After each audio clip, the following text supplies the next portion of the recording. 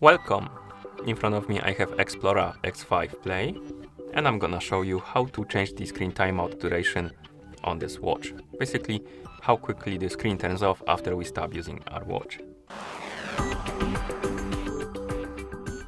First thing we need to do is to wake up the screen on our watch, and you can do it by pressing the side button.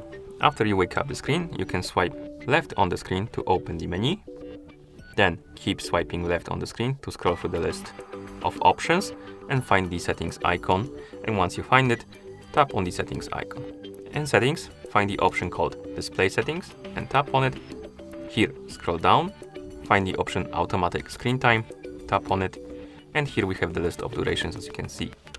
Select the duration you would like to use, for example 15 seconds. And once you're done, you can press the side button to go back to watch face.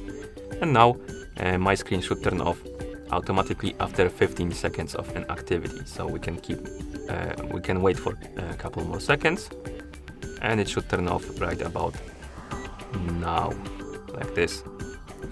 Okay, and that's how you change the screen timeout duration on this watch. Thank you for watching.